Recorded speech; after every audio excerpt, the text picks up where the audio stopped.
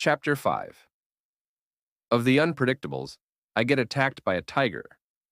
I stood there staring at the last words, the blue-eyed sun, until Mel said, "Why don't you go get some sleep? You've had a long day." I nodded numbly. We walked together to the room with the bunk beds. "Mel, what's telekinesis?" I asked, hoping that it was not what I thought it was.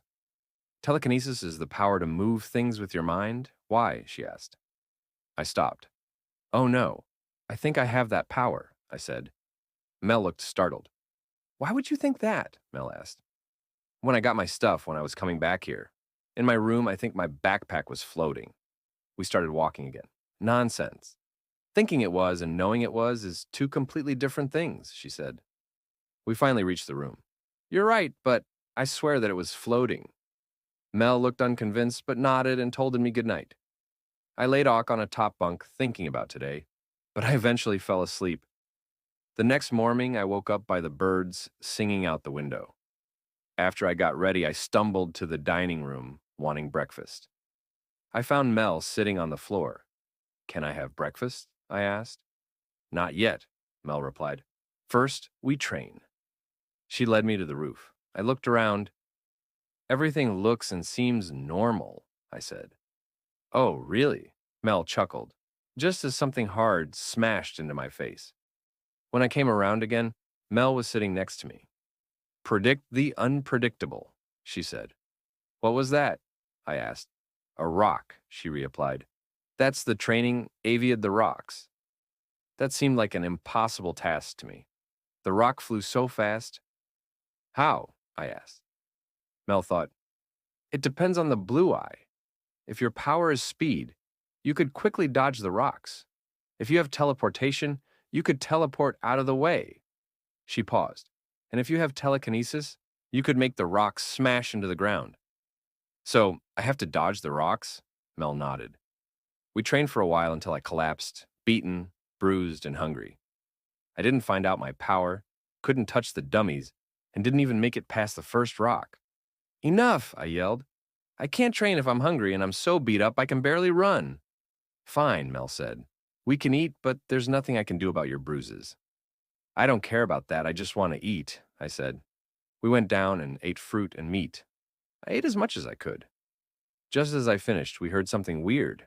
Horses galloping towards us. I looked out the window and saw 5 purple eyes on horses. Probably more purple eyes. Me and Mel ran out to meet them. "Who are you and what do you want?" Mel yelled. The lead one came forward. He was no more than 13. I recognized him as Camden Cash, the class clown at school. "We heard that Blue Eye Oliver Nova was alive and living with a talking wolf, and I've come to avenge my mother," he cried. "What happened to your mom?" I asked. He glared at me. "A blue eye killed her," he bitterly said and jumped off his horse. Camden landed on me, but not as a human, as a tiger.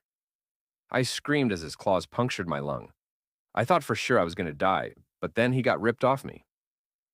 I laid there gasping for breath, slowly dying, but then a girl ran to me, touched my forehead, and ran.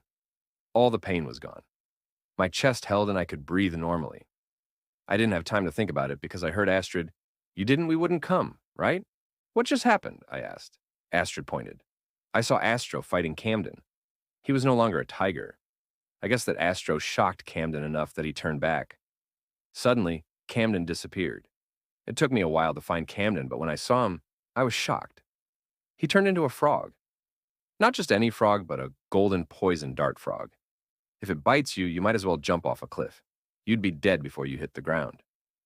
The golden dart frog has 20 times more venom than other dart frogs and has enough poison to kill 10 to 20 humans. Anyways, the frog, Camden, was about to bite Astro's hand, meaning my best friend was going to die.